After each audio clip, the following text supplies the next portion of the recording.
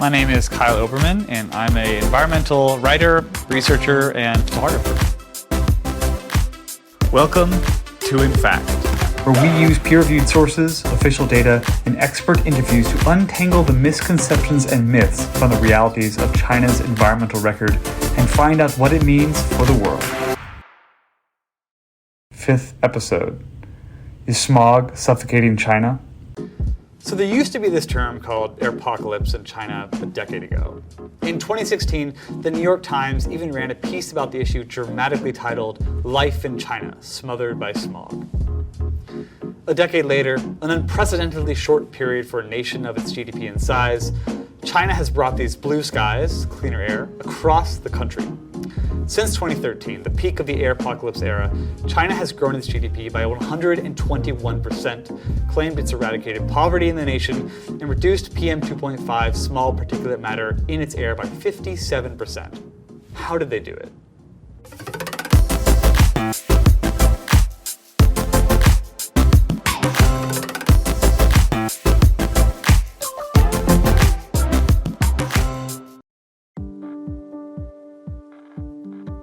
Let's go back to July 2008, a month before the Olympics in Beijing began.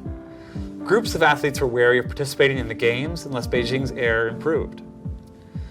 Now, this air pollution was due to the fact that in the decades prior, China followed a similar development path as many industrialized nations, but at a larger scale and a quicker speed. With industrialization, car ownership exploded. From 1992, when I was born, until 2008, vehicle sales in China increased from about 2 million per year to almost 10 million. Predictably, the growth in city traffic, combined with weak regulation of industrial emissions that were fueled by coal, led to smog. But in the decade leading up to the Beijing Olympics, Beijing made $27.5 billion worth of investment into aggressive measures to clean up its air, including reducing coal use by nearly 1/5, closing heavily polluting industrial sites, doubling the number of public buses, limiting daily car use by license plate number, and taking older polluting cars off the road. During the Games, airborne particulate matter decreased from 50 to 30%. Researchers called it the largest effort made in human history to control air quality within a short period of time. But the Olympics were only a brief respite or window into a promised and better future. By 2013, the smog had come roaring back. Air pollution was contributing to 12.6% of all deaths in China, and in at least one province, air pollution was causing an economic loss equivalent to as much as 4% of the regional gross domestic product. The issue of pollution could no longer take second place to development. There was no denying one fact: something had to change.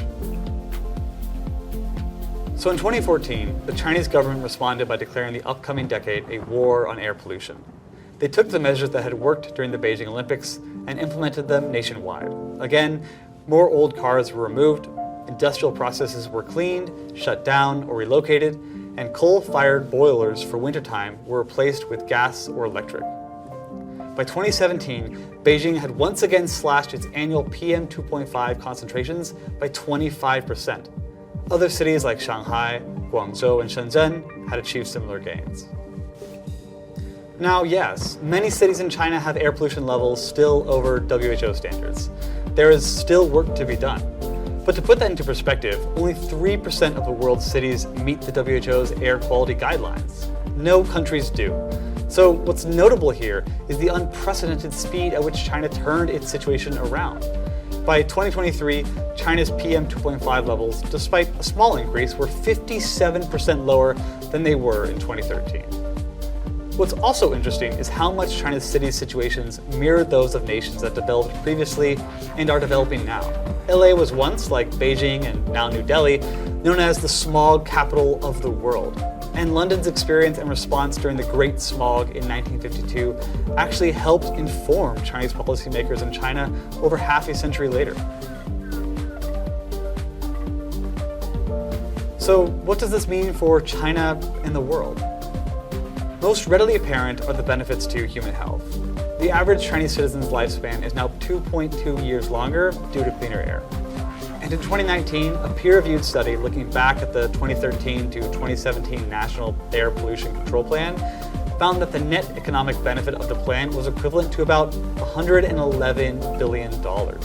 What's more, cleaner air in China has also resulted in cleaner air, better health, and economic benefits for neighboring countries like South Korea, and even places like California. Finally, a note on the climate crisis. Most air pollutants and greenhouse gases share a similar source, the burning of fossil fuels. Altogether, China's clean air actions from 2013 to 2020 had a climate co-benefit equivalent to reducing global 2020 CO2 emissions by 5.5%. So while there are many ways to develop and grow, we only have one atmosphere. And to state the obvious, protecting that atmosphere is more than worth the costs to do so. Just like China learned from and built upon the successes of places like London, hopefully other developing nations can now look to China for lessons and do the same.